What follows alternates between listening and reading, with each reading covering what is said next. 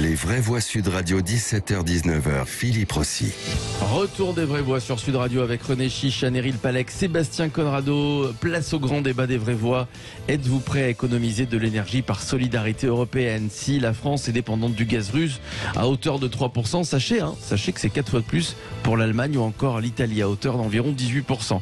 Et Emmanuel Macron, qui il y a quelques semaines l'a dit, les Français devront sûrement être solidaires des autres pays européens. C'est pour ça qu'on vous pose cette question ce soir. Êtes-vous prêt à économiser de l'énergie par solidarité européenne?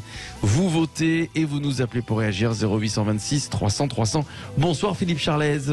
Bonsoir. Expert en questions énergétiques, auteur de ce livre, L'utopie de la croissance verte, les lois de la thermodynamique sociale, aux éditions Jacques-Marie Lafont. Alors, c'est vrai que nous, pour expliquer un petit peu à ceux qui nous écoutent, notre dépendance au gaz russe, elle est chiffrée, elle est d'environ à peu près 3%. C'est-à-dire que si on a les bons gestes et qu'on économise, on devrait en automne prochain, si on nous coupe le gaz, s'en sortir, Philippe Charlez.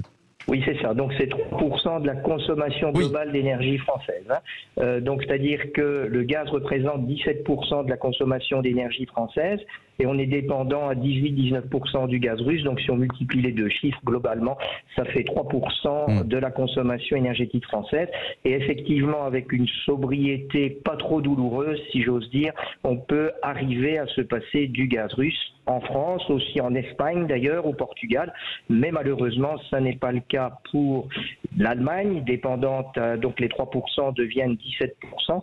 Et pour les pays baltes, la Slovaquie ou la République tchèque, c'est de l'ordre de 20%. Donc autant d'une sobriété énergétique à 3%, ça peut être acceptable, autant entre 16 et 20%, elle ne peut être acceptable, du moins pour les populations concernées. Oui, alors petite parenthèse, il y a quand même de très très très grandes chances, voire c'est quasi sûr qu'en octobre prochain, le robinet soit coupé. Plus du tout de gaz russe. Alors là, je ne suis pas dans la tête de Vladimir Poutine. Il l'avait fermé alors en prétextant des raisons techniques. Il vient de réouvrir, je crois que c'était hier, les robinets avec un débit relativement faible. Alors je crois qu'il inverse un peu l'embargo et il essaye de jouer de cet apport de gaz russe pour essayer de faire plier les Européens. Donc l'éventualité zéro gaz russe n'est pas certaine, mais par contre, il faut effectivement se préparer à cette éventualité. D'accord. Et donc c'est pour ça qu'Emmanuel Macron et Olivier Véran en tête, il y a 48 heures, demandent aux Français de commencer à avoir les bons gestes, c'est-à-dire par exemple ne pas garder la clim trop longtemps, le soir avant de dormir éteindre sa télé, pas seulement avec la télécommande, débrancher les prises avant de dormir, débrancher le Wi-Fi. C'est comme ça qu'on y arrivera, Philippe Charlez? Oui, donc c'est par ces petits gestes-là du quotidien. Alors, je vais dire que le gaz est essentiellement utilisé pour trois usages.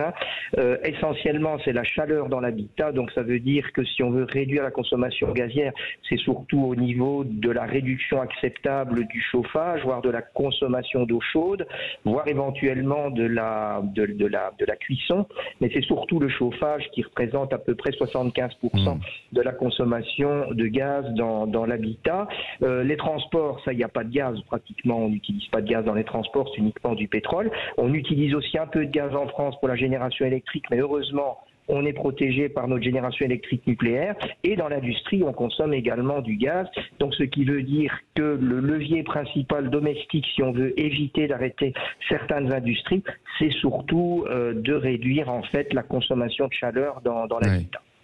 Alors, Sébastien Conrado, est-ce que ça vous inquiète? On sait qu'on affole tout le monde là depuis quelques semaines. Attention, il n'y aura plus de gaz en automne. Commençons à économiser. Ça vous inquiète, Sébastien Conrado? Déjà, on a commencé à économiser puisque on fait des réserves et on est déjà à 70% de nos capacités de réserve, ce qui correspond à peu près à la moitié de ce qu'on va consommer sur l'hiver. Donc ça m'inquiète pas plus que ça. On a quand même un plan à court terme. À long terme, par contre, ça m'inquiète plus parce que les réserves de gaz sont pas infini, parce que effectivement les relations avec la Russie sont pas bonnes et ça veut dire qu'on va devoir se répartir plus difficilement le gaz en Europe. Aujourd'hui ça va parce qu'on est les seuls, on a le gaz russe qui va du coup affluer en Allemagne et dans les pays de l'Est, mais s'il n'y a plus de gaz russe dans les pays de l'Est, ils ont besoin des mêmes sources que nous, donc de l'Algérie, des pays nordiques, etc. Norvège, etc. Donc on va se disputer le gaz. On va se disputer le gaz. Alors vous me direz, on n'a qu'à passer à l'électrique. On fait que du chauffage électrique. Sauf qu'un soir d'hiver, c'est 1,2 à 1,5 fois la puissance installée électrique qu'on consomme en gaz. Ça veut dire qu'il faudrait plus que doubler notre capacité électrique pour être capable de chauffer tout le monde. Donc on n'a pas le choix, c'est la sobriété à tout prix. À tout prix, ouais, on n'a pas le choix. Alors, oui, Philippe Charlet. Oui, je dirais en plus que se chauffer à l'électricité, oui, bien sûr, mais on ne pourra pas en quelques mois transformer les équipements à base de gaz en équipements électriques. Donc de toute façon, c'est pas une solution à court terme.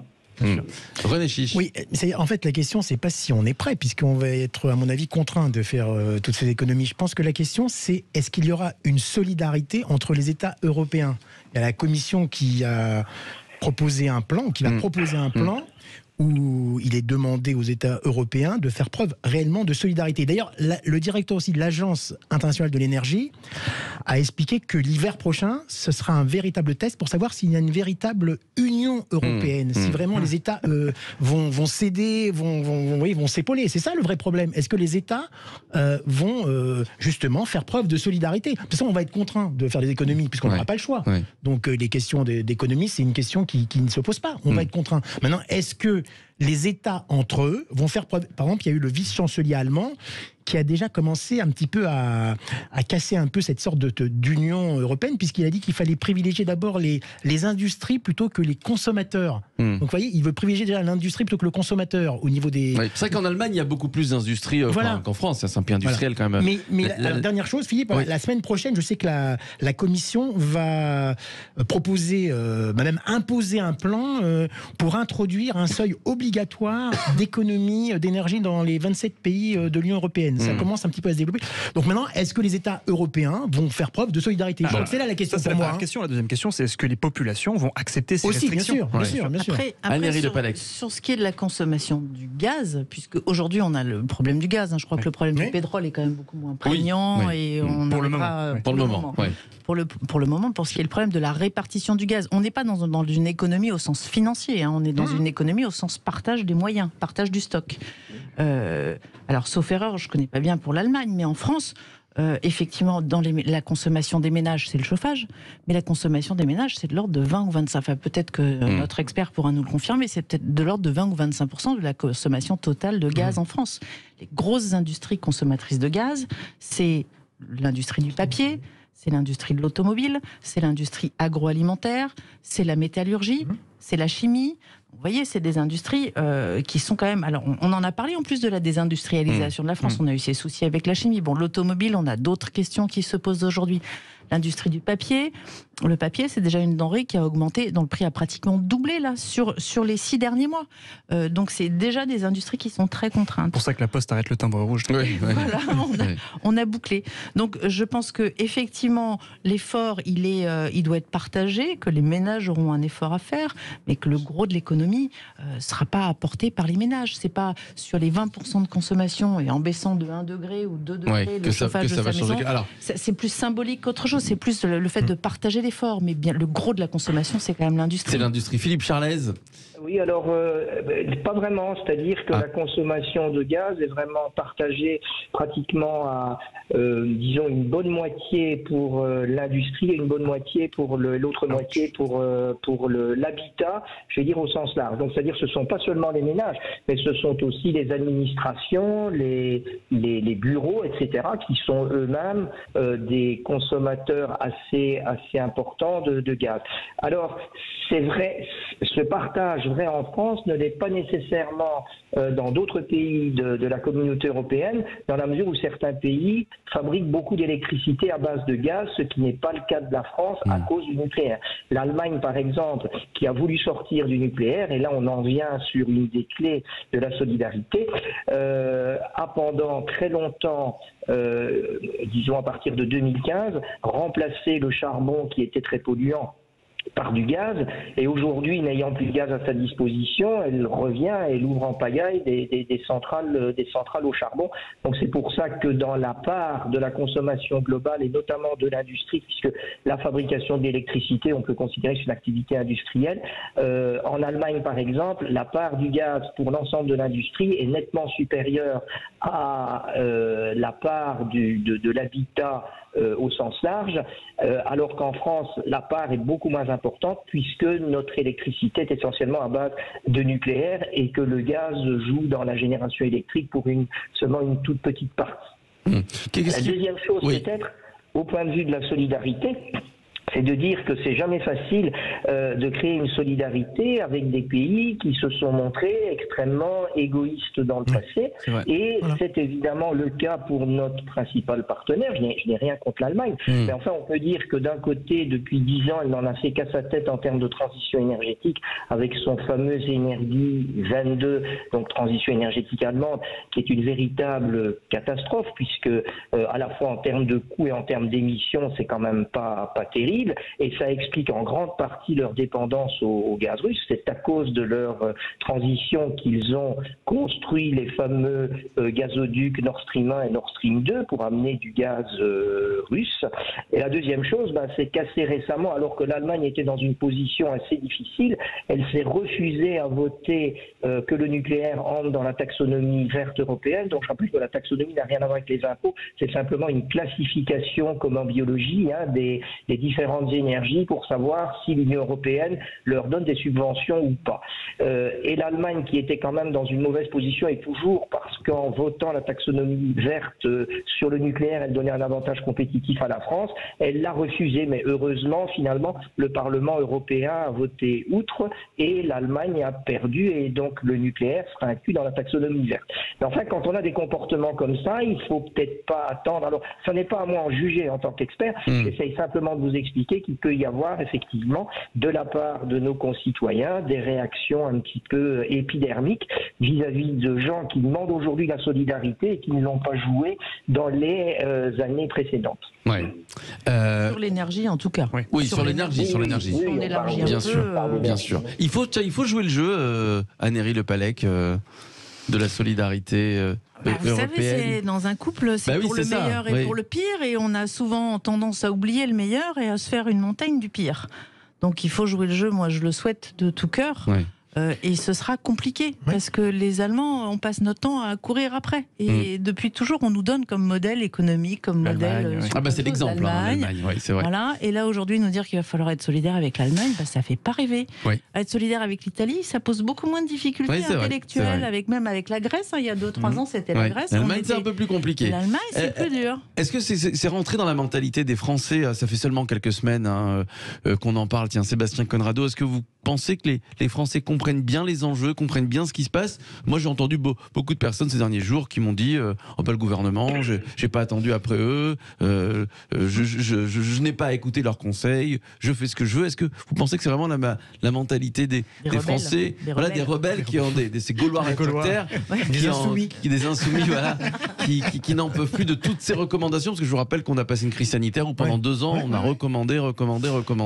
Sébastien Conrado. Honnêtement, je pense que personne ou très peu de personnes se rendent vraiment compte de la panade dans laquelle, pas seulement l'Europe, mais en particulier l'Europe, est, parce qu'il y a eu une succession de décisions qui n'ont pas été prises à long terme. D'ailleurs, une succession de décisions électoralistes, d'effets d'annonce, d'annonces contradictoires. Je pointe indirectement du doigt le gouvernement actuel, qui un jour veut fermer la moitié des centrales nucléaires et puis le lendemain dire en fait on va en rouvrir parce que ça va pas. Et là on commence à peine à ressentir les effets.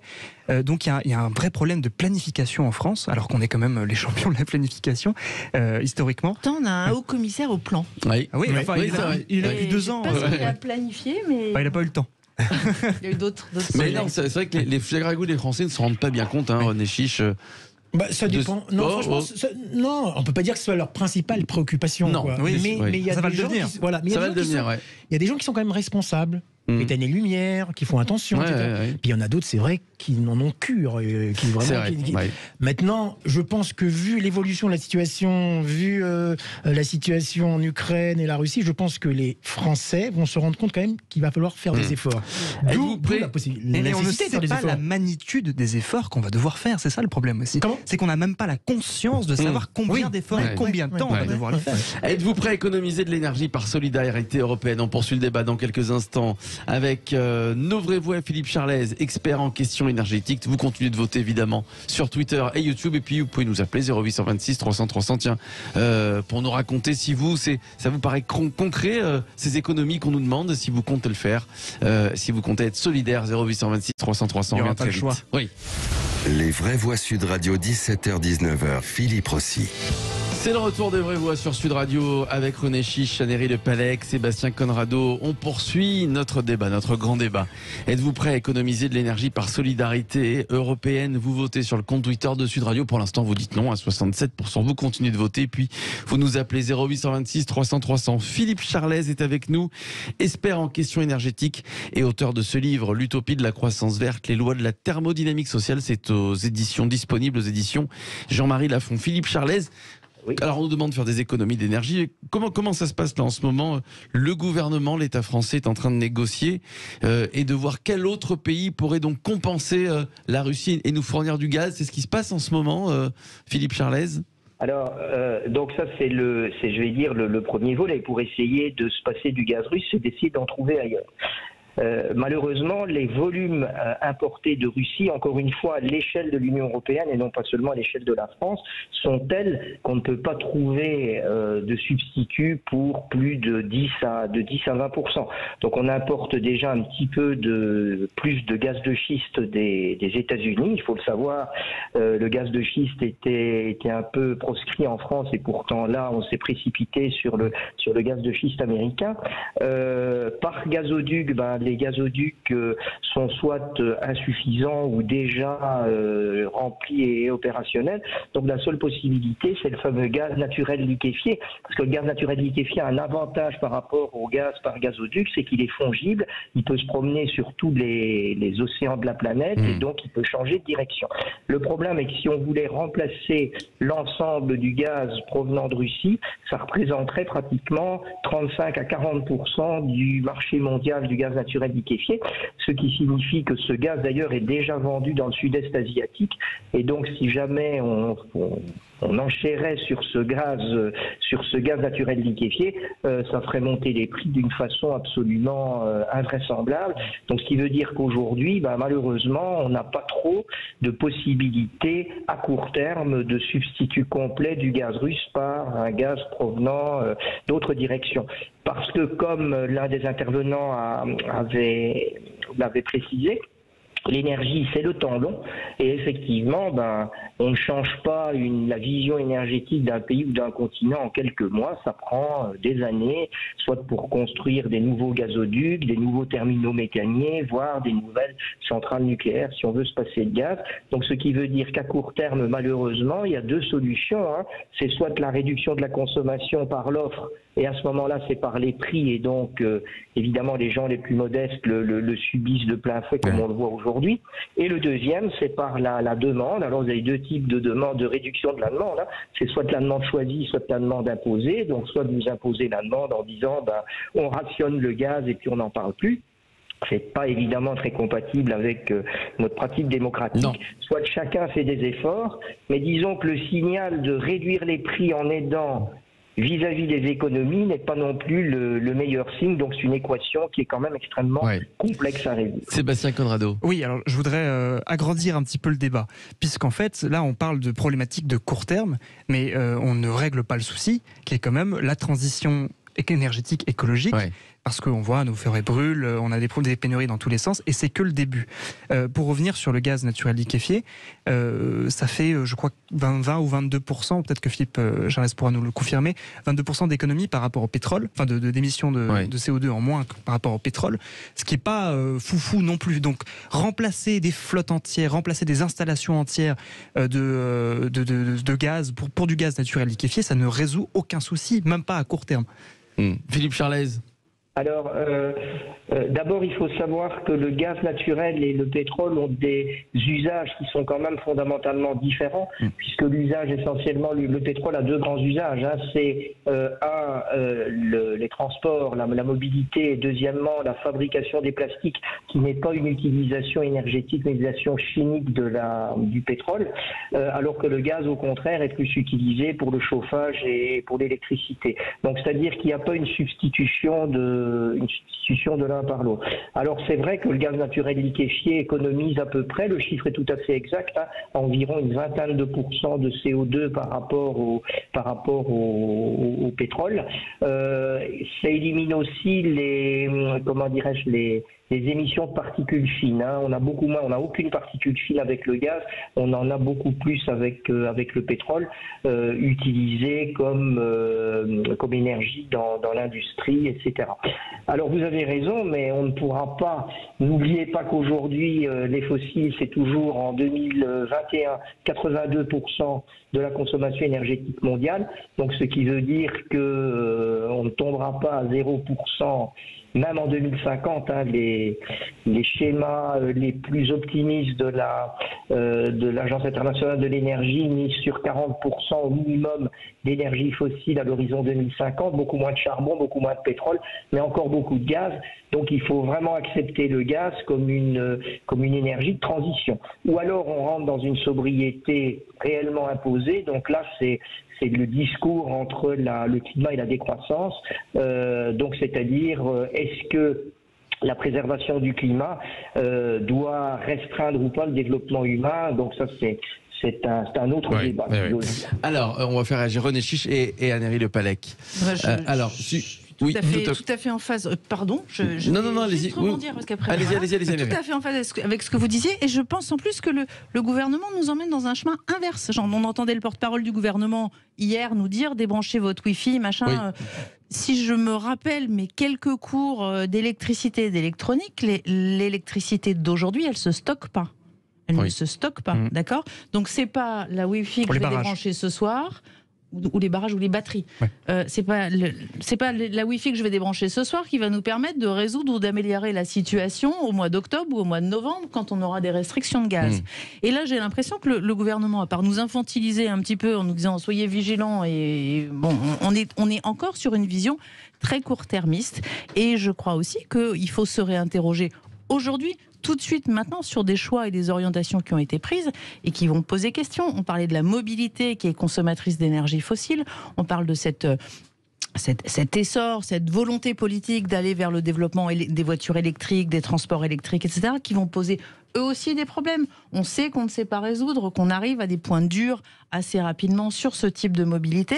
C'est-à-dire qu'on a une politique énergétique depuis maintenant de nombreuses années qui va au gré des humeurs écologiste de la population et qui n'est pas du tout une politique de long terme. Et je pense qu'on va droit dans le mur, un peu moins vite que les Allemands, mais on y va. Mais on y va quand même. René Chiche, oui, je suis d'accord avec ce que dit Madame le maire et Sébastien Conrado. Simplement, on va voir, ce que je disais un peu tout à l'heure, si l'Europe est unie au niveau de ce sujet. On va voir s'il y a une véritable solidarité européenne. Et on va voir aussi si au Parlement, les différents partis vont trouver un consensus sur le domaine énergétique. Oui, c'est vrai on va voir. Vous avez raison, Philippe Charles, il y a des projets, j'imagine, qui vont être proposés et votés. Est-ce que ce sera des projets de court terme, encore une fois? Oui, c'est vrai. Espérons que non. Forcément. Ça va être cet hiver. Pour conclure, Philippe Charles, il y a des moments difficiles qui nous attendent ces prochains mois. Autant le vote de la taxonomie verte a finalement quand même la victoire de la raison sur la passion et sur l'émotion. Autant je trouve que l'Union européenne reste aujourd'hui extrêmement dogmatique et assez peu pragmatique en termes de transition énergétique. J'en prends pour preuve l'interdiction des voitures thermiques à partir de 2035. Mais la non-construction des nouvelles voitures thermiques à partir de 2035, qui par exemple élimine de facto les biocarburants du mix énergétique de transport. C'est absolument une aberration parce que la mobilité électrique sur toute distance est une aberration technique et même économique. Merci à vous Philippe Charles, c'était très intéressant, expert en questions énergétiques. Et puis je rappelle votre livre, L'utopie de la croissance verte, les lois de la thermodynamique sociale, c'est aux éditions Jean-Marie Lafon. Merci à vous.